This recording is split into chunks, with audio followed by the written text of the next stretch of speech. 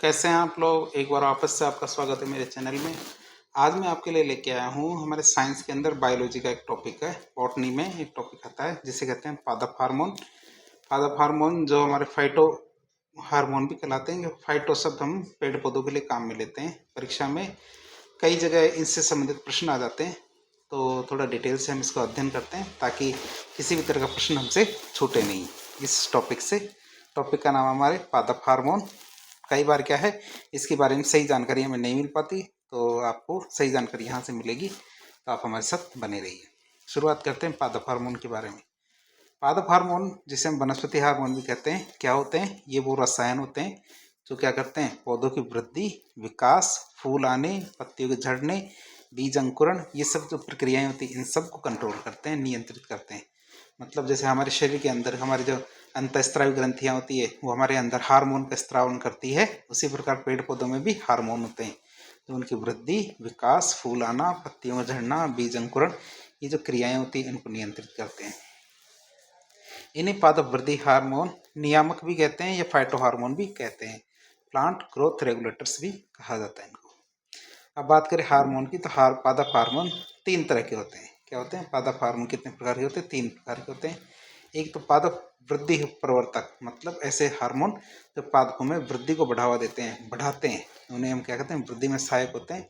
जैसे होते हैं ऑक्सिन, जिब्रेलिन, साइटोकिनिन। तीन तरह के हार्मोन है जो क्या करते हैं, पेड़ पौधों के अंदर क्या वृद्धि को बढ़ावा देते हैं। दूसरे होते हैं वृद्धि अवरोधक, मतलब पादपों में अवरोधक का काम करते हैं, मतलब कि वृद्धि को रोकने का काम करते हैं। इसको स्रावित होने से, इसको छिड़क देने से पेड़ पौधे की वृद्धि रुक जाती है।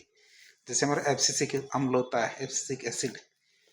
कई होते हैं जो दोनों तरह से कार्य करते हैं, मतलब अवरोधक की तरह भी कार्य करते हैं और प्रवर्तक की तरह भी कार्य करते हैं। मतलब वृद्धि में सहायक भी होते हैं और अवरोधक भी होते हैं, जैसे हमारा एथिलीन। तो मुख्य पादप हार्मोन, उनके कार्यों के बारे में देखते हैं एक एक करके। 5 हार्मोन हमने देखे, ऑक्सिन, जिब्रेलिन, साइटोकिनिन, एब्सिसिक अम्ल और एथिलीन। ये इंपॉर्टेंट है पांचों पांचों। इनके बारे में थोड़ी थोड़ी जानकारी ले लेते हैं परीक्षा की दृष्टि से। पहला आता है हमारा ऑक्सिन। ऑक्सिन की बात करें तो ऑक्सिन क्या होता है? पादप वृद्धि हार्मोन होता है। ऑक्सिन का एक प्रमुख पादप हार्मोन है जो पादपों की वृद्धि और विकास को नियंत्रित करता है। जो क्या करता है? पादपों की वृद्धि और विकास को नियंत्रित करता है। ये क्या करता है? जो हमारी कोशिकाएं होती हैं उनके बढ़ाव, विभाजन, विभेदन, मतलब डिफ्रेंशिएशन में सहायता करता है। जैसे एक कोशिका से बहुत तरह की कोशिकाएं बन जाती है, उसको कहते हैं विभेदन, ये डिफ्रेंशिएशन। तो इसको बढ़ावा देता है। तो ये कोशिका में बढ़ाव, विभाजन और विभेदन को मदद करता है। ऑक्सिन क्या मुख्य रूप से कली और जड़ की जो एपिकल मेरिस्टेम होती है। एपिकल मेरिस्टेम का मतलब जैसे हमारी जो जड़ें होती है, जड़ें आगे से क्या इस तरह होती है, तो हमारे जो ऊपर का हिस्सा होता है ना, जो बिल्कुल टॉप वाला हिस्सा, उसे हम क्या कहते हैं? एपिकल मेरिस्टेम कहते हैं। क्या बोलते हैं? Apical meristem. जड़ या कली होती है, उसके आगे का जो टॉप टॉर्च बिंदु होता है उसे हम क्या कहते हैं? Apical meristem. तो उसके अंदर पाया जाता है, ये उसके अंदर पाया जाता है। तो उसके अंदर ये बनता है और वहाँ से अन्य भागों में भी चला जाता है। तो हमारे जड़ के आगे के पॉइंट और जो हमारी कलियाँ होती है, छोटी छोटी कलियाँ, उसके आगे के पॉइंट में ये हमारा ऑक्सिन नामक हार्मोन पाया जाता है। वहीं बनता है और वहाँ बनने के बाद पूरे पादप में ट्रांसफर हो जाता है। अब बात करते हैं ऑक्सिन क्या क्या काम करता है। ऑक्सिन का पहला काम होता है कोशिका वृद्धि और बढ़ाव। कोशिका वृद्धि बढ़ाव की बात करें तो ऑक्सिन कोशिकाओं की लंबाई को बढ़ाने में मदद करता है। ऑक्सिन क्या करता है? कोशिकाओं की लंबाई को बढ़ाने में मदद करता है, खासकर तने और जड़ों की। खासकर ये क्या करता है? तने की लंबाई बढ़ाने में मदद करता है और जड़ों की लंबाई बढ़ाने में मदद करता है। फिर दो शब्द आता है फोटोट्रोपिज्म और जियोट्रोपिज्म। फोटोट्रोपिज्म और जियोट्रोपिज्म की बात करें तो पहला शब्द आता है हमारा फोटोट्रोपिज्म। परीक्षा में कई बार आ जाता है, आपको पता होना चाहिए। फिर भी फोटोट्रोपिज्म, फोटो शब्द आता है हमारा प्रकाश, जहाँ प्रकाश शब्द आता है वहाँ फोटो शब्द आती है। तो फोटोट्रोपिज्म की बात करें तो प्रकाश की दिशा में तने का झुकाव ऑक्सिन की मदद से होता है। क्या होता है? प्रकाश की दिशा में तने का झुकाव क्या ऑक्सिन की मदद से होता है। जैसे मान लीजिए कि हमारा डार्विन था, डार्विन ने क्या किया? एक पौधा लिया। क्या डार्विन ने क्या किया? डार्विन ने क्या किया? एक पौधा लिया।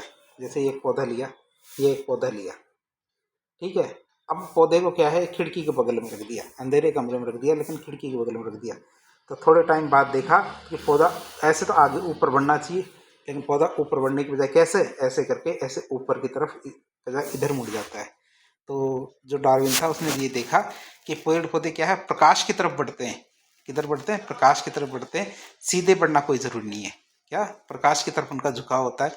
इसी को हम फोटोट्रॉपिज्म कहते हैं। तो डार्विन ने ये कहा कि पौधे क्या होते हैं, प्रकाश की दिशा में वृद्धि करते हैं या उनकी तरफ ही झुकाव होता है। और ये किस कारण होता है? ये हमारे ऑक्सिन हार्मोन की वजह से ही होता है। दूसरा होता है जियोट्रोपिज्म। जियोट्रोपिज्म की बात करें तो जड़ें गुरुत्वाकर्षण की ओर वृद्धि करती है। मतलब जहाँ गुरुत्वाकर्षण नीचे की तरफ होता है तो गुरुत्वाकर्षण की तरफ जड़ें वृद्धि करती है। क्यों? क्योंकि ऑक्सीजन जड़ों में अलग अलग सांद्रता में वितरित होता है, इसलिए वो क्या जमीन में गहराई और गहराई और गहराई की तरफ जाने लगती है। तीसरा कार्य होता है हमारा एपिकल डोमिनेंस।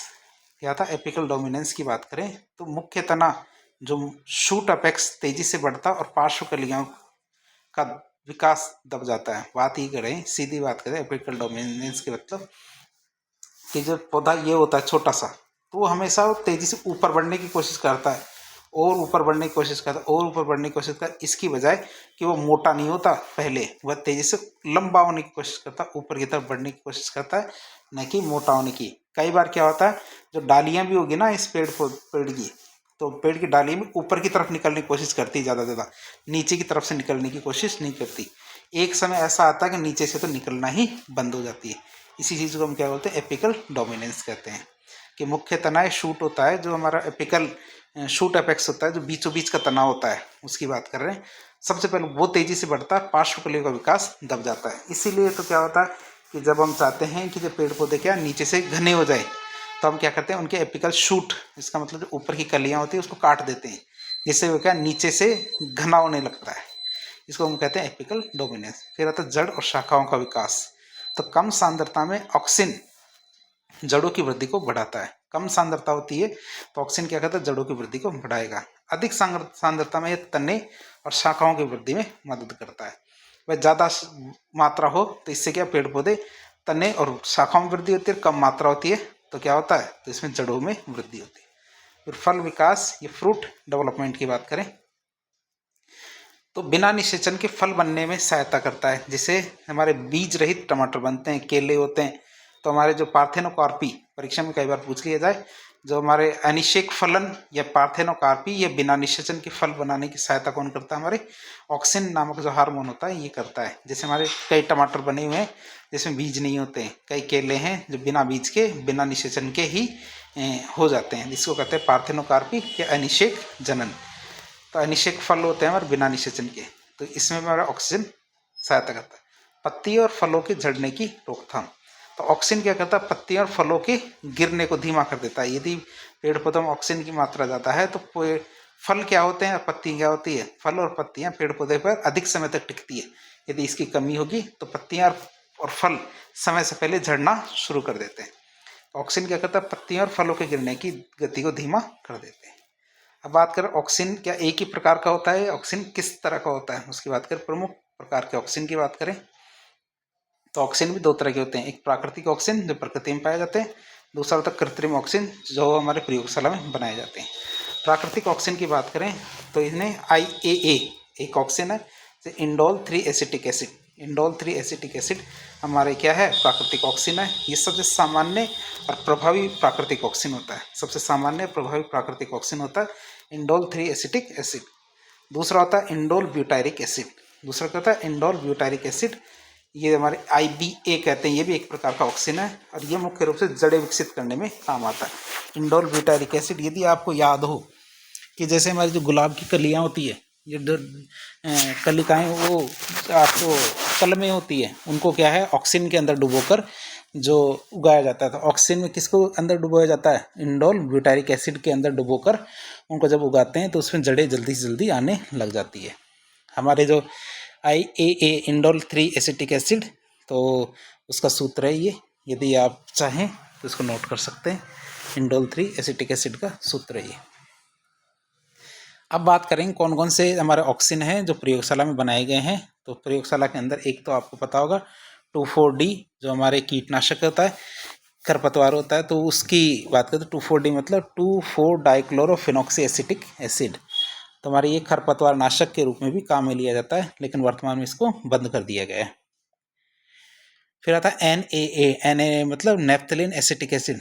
तो ये क्या करता है, जड़ें बढ़ाने और फूलों को गिरने से रोकने में सहायता करता है। हम चाहते हैं जो हमारे गार्डन्स होते हैं, क्या होते हैं, हमारे गार्डन्स होते हैं, उद्यान होते हैं, उसमें जो फूल होते हैं वो पौधों पर अधिक समय तक लगे रहे, वो जल्दी से जल्दी टूटे नहीं। तो इसके लिए उनको स्प्रे कर दिया जाता है, किसका, NAA, नैफ्थेलिन एसिटिक एसिड, इसका स्प्रे कर दिया जाता है, जिससे क्या होते हैं, वो पुष्प क्या होते हैं, पेड़ों पर अधिक समय तक रुकते हैं। अब बात करें ऑक्सिन के व्यावसायिक उपयोग कहाँ कहाँ किए जा सकते हैं।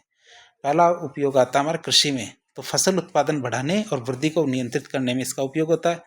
दूसरा, फल उत्पादन में हम चाहते हैं बीज रहित फल बनाने, मतलब फल ऐसे होने चाहिए जिसमें बीज ना हो, तो हम ऑक्सिन का इस्तेमाल कर सकते हैं। तीसरा, खरपतवार नियंत्रण में, मतलब अवांछित घास खरपतवारों को नष्ट करने में। फिर आता बागवानी में, मतलब पौधों की शाखाओं जड़ों के विकास को प्रेरित करने में ऑक्सिन काम आता है। तो निष्कर्ष के रूप में देखें ऑक्सिन की बात, तो ऑक्सिन क्या करता है, ऑक्सिन एक महत्वपूर्ण पादप हार्मोन है जो पौधों की वृद्धि, विकास, जड़ों और तनों के बढ़ाव, फलों के विकास, पत्तियों के गिरने में नियंत्रित करता है। उनका उपयोग कृषि बागवानी में व्यापक रूप से किया जाता है।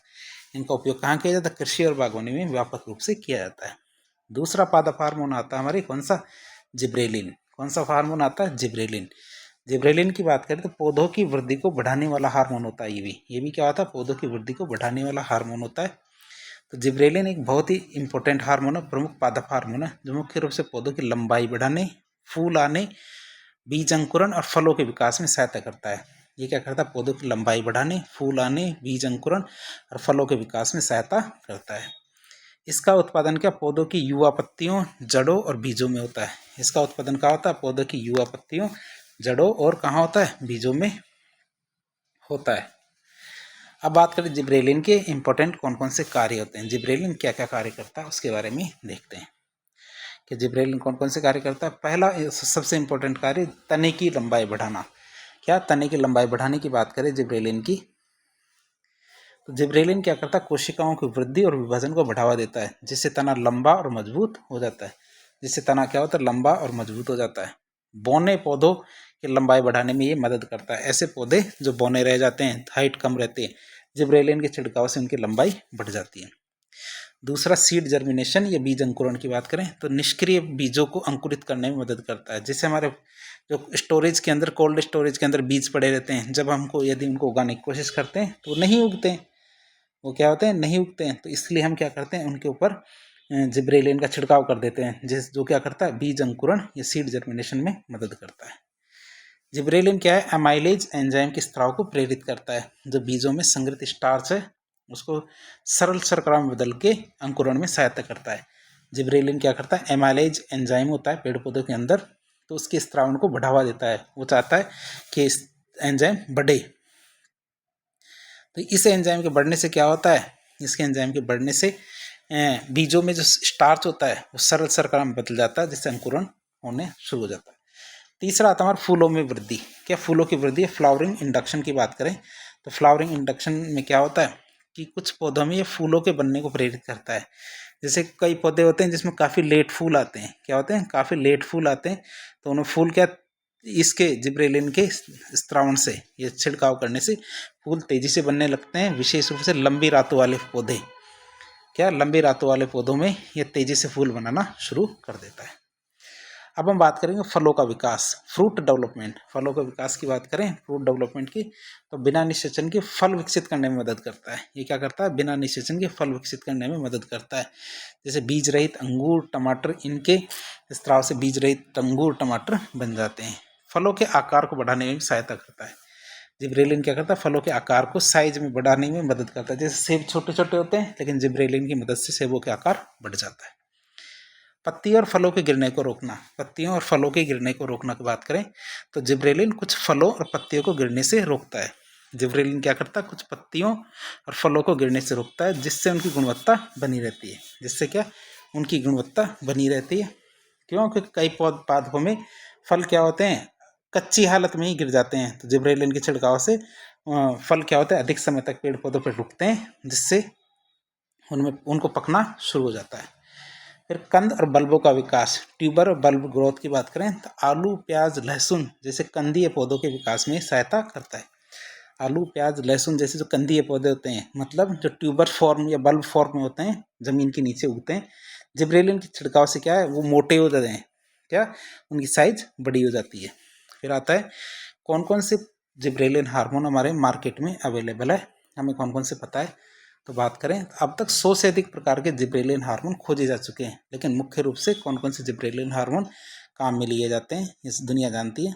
तो वो एक तो आता है GA1 gibberellic acid 1, GA3 gibberellic acid 3, सबसे ज़्यादा उपयोग में लिया जाने वाला जिब्रेलिन है GA3 gibberellic acid 3, GA4 GA7। तो जिब्रेलिक एसिड का जो हमारे जो मेथड है, सूत्र है, तो ये है, क्या है, तो आप GA1 GA3 GA4 GA7 GA3 सबसे ज़्यादा काम में आने वाला जिब्रेलिक हार्मोन है।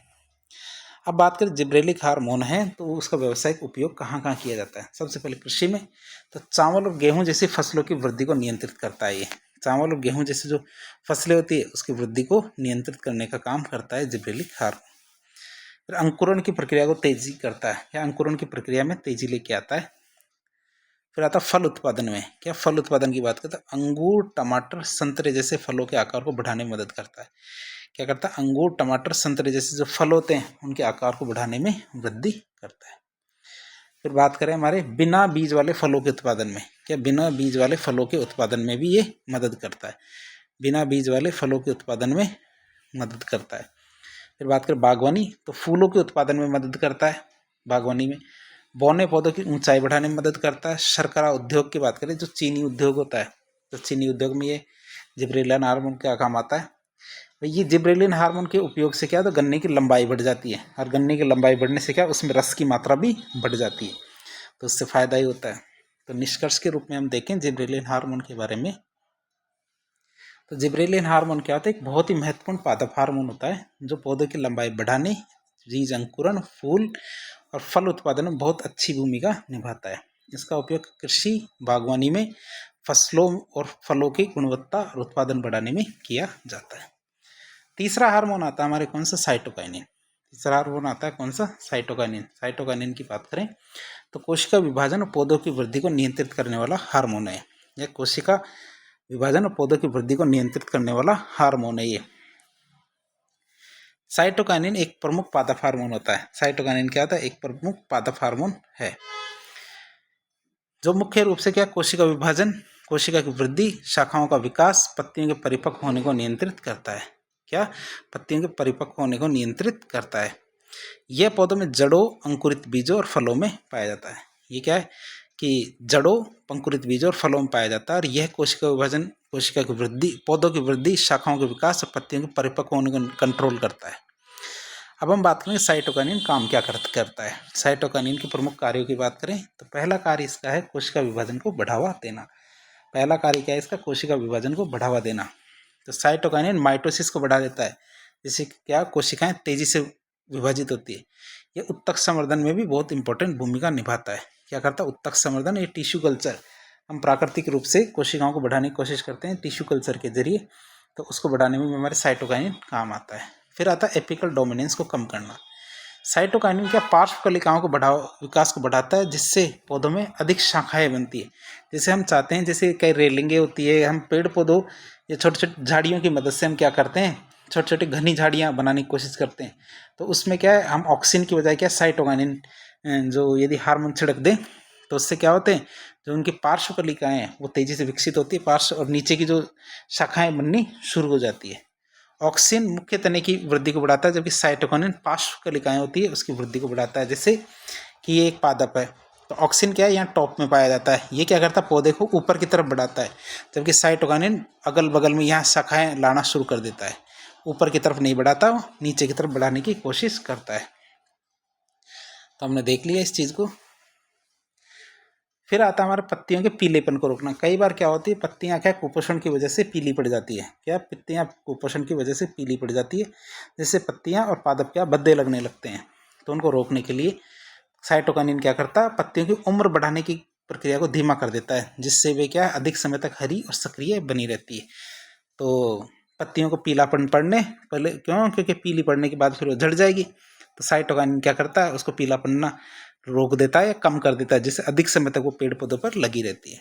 फिर जड़ों और तनों के विकास में संतुलन, तो साइटोकाइनिन ऑक्सिन के अनुपात के अनुसार, क्या साइटोकाइनिन ऑक्सिन के अनुपात के अनुसार जड़ों और तनों की वृद्धि होती है।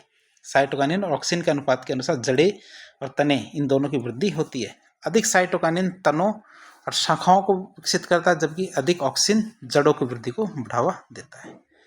अब बात करते हैं फूल और फल उत्पादन को बढ़ावा देना। फूल और फल उत्पादन को बढ़ावा देना की बात करें तो यह हार्मोन क्या करता है, पौधों में फूलों और फलों की संख्या को बढ़ाने में मदद करता है।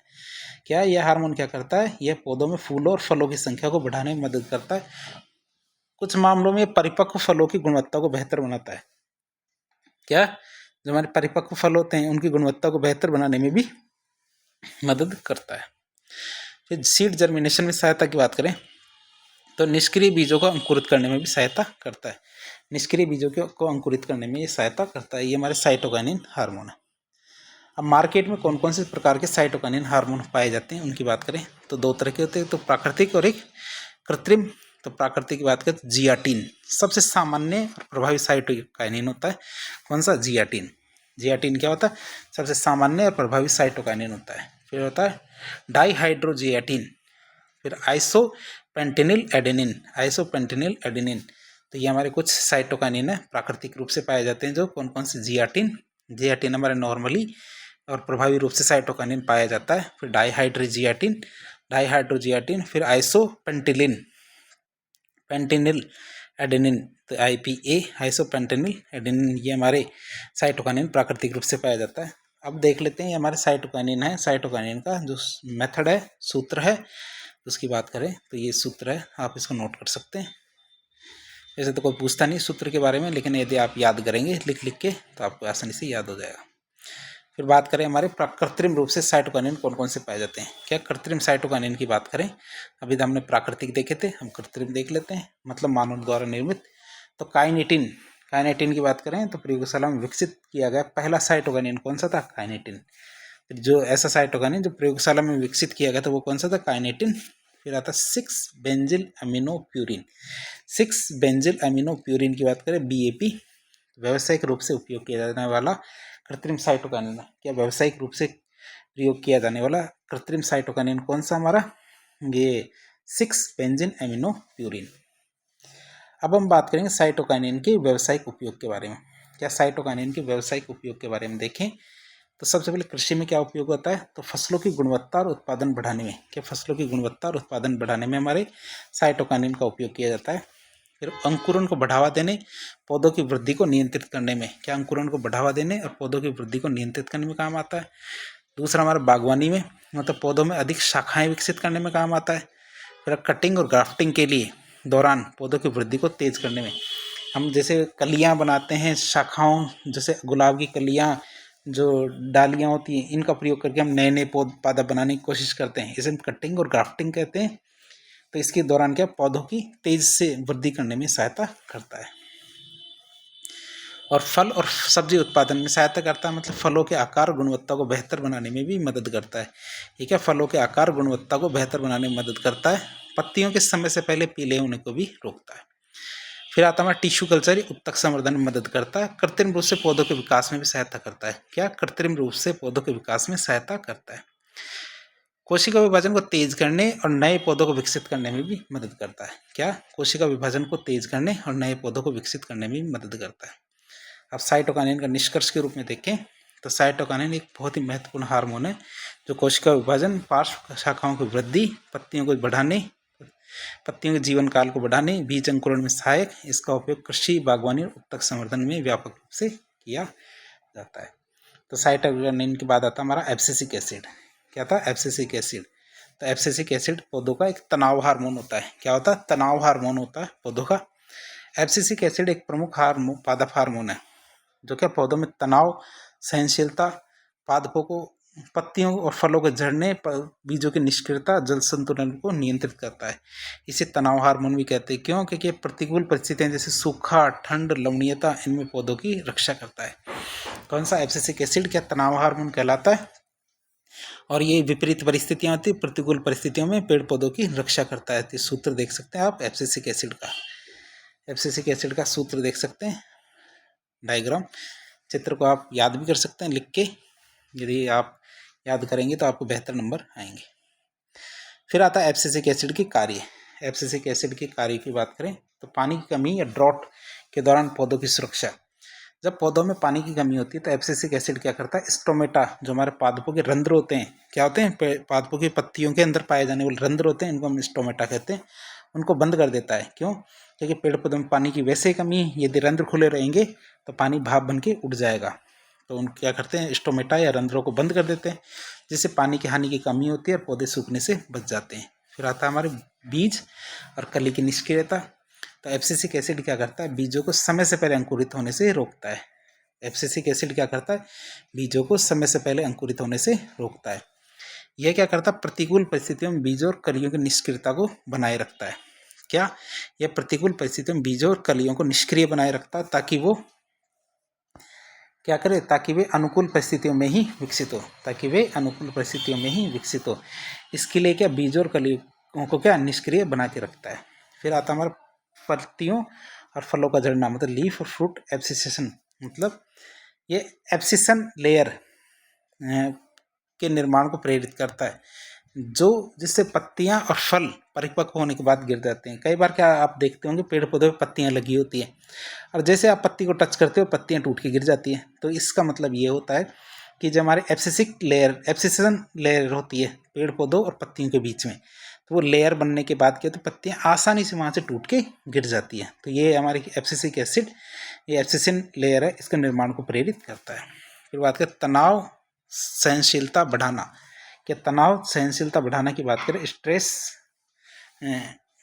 सहनशीलता की बात करें, तनाव सहनशीलता की, तो सूखा, ठंड, लवणीयता और अन्य प्रतिकूल परिस्थितियों में पौधों को जीवित रखने में मदद करता है।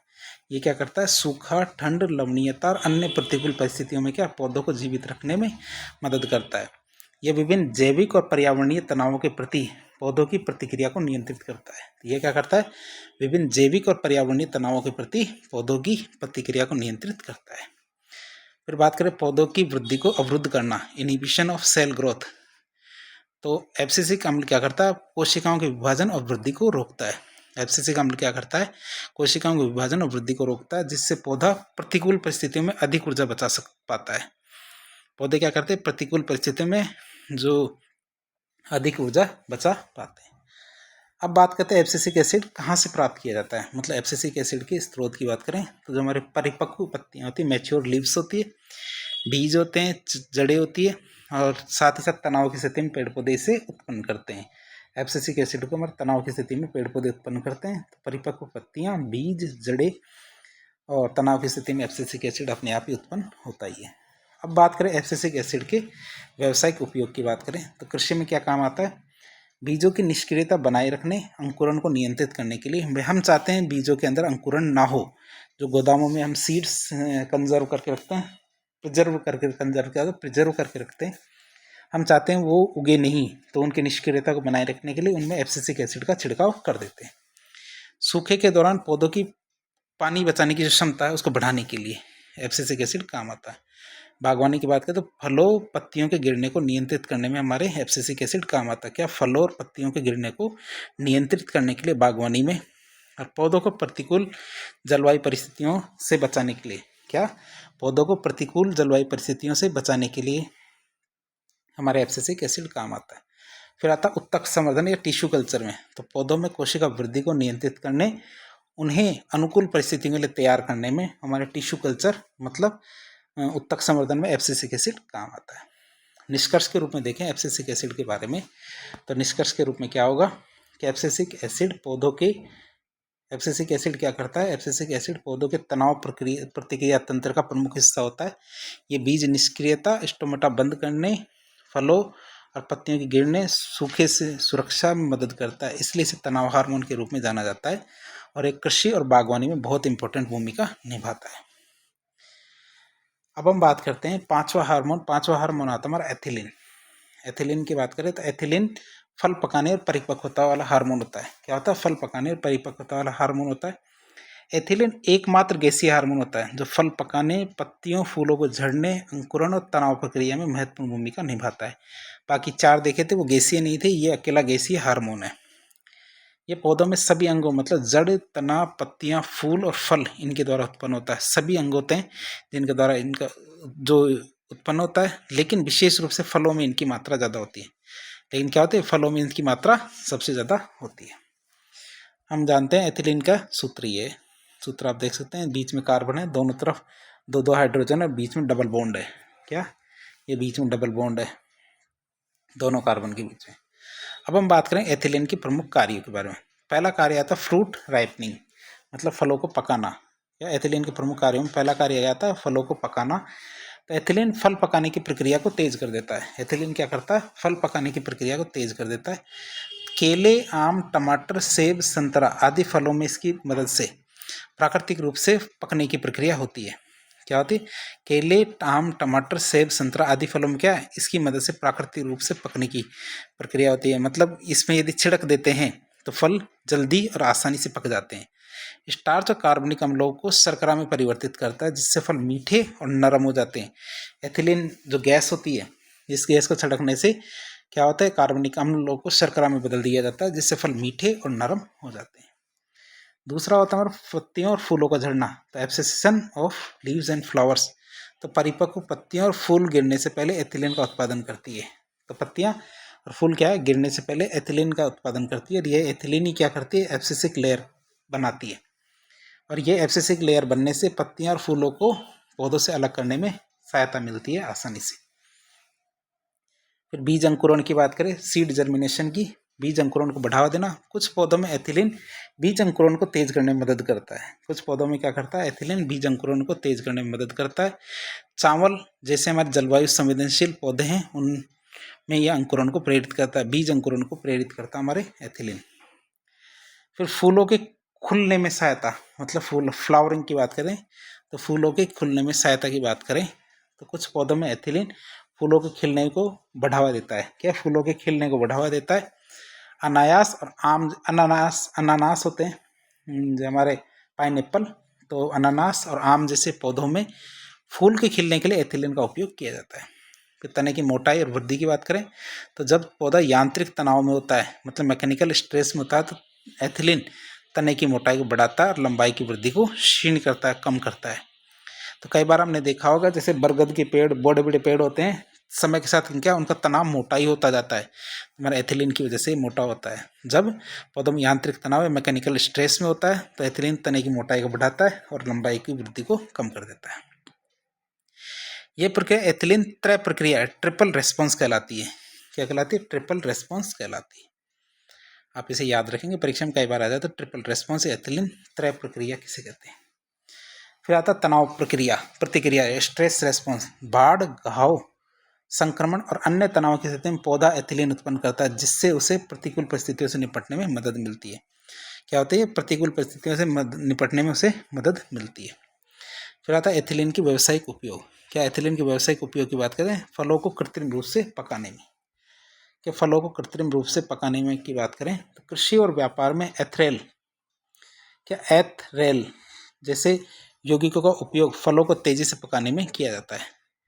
एथिलीन है, एथरेल, एथफेन क्या है, जो ये यौगिक है, इसका उपयोग फलों को तेजी से पकाने, एथिलीन ही मान के चलो आप तो। फिर आता फूलों और फलों के उत्पादन को बढ़ाने में। अनानास और आम जैसे जो फल है उनमें फूल लाने के लिए, क्योंकि फूल आएंगे उसके बाद ही तो फल बनेगा, तो फूल लाने में ये हमारे एथिलीन बहुत ज़्यादा मदद करता है। फिर बात करें फूलों और पत्तियों के गिरने को नियंत्रित करना। फूलों और पत्तियों के गिरने को नियंत्रित करने में मतलब व्यावसायिक खेती में इसे फूलों और पत्तियों के गिरने के समय को नियंत्रित या कंट्रोल करने में उपयोग किया जाता है। व्यावसायिक खेती में क्या, इसे फूलों और पत्तियों के गिरने के समय को नियंत्रित करने में उपयोग किया जाता है। फिर फसलों को पकने, कटाई के समय को नियंत्रित या कंट्रोल करने में। क्या, फसलों के पकने और कटाई के समय को नियंत्रित करने में। तो कपास, टमाटर, अन्य फसलों की कटाई से पहले पकने की प्रक्रिया को तेज करने में मदद करता है।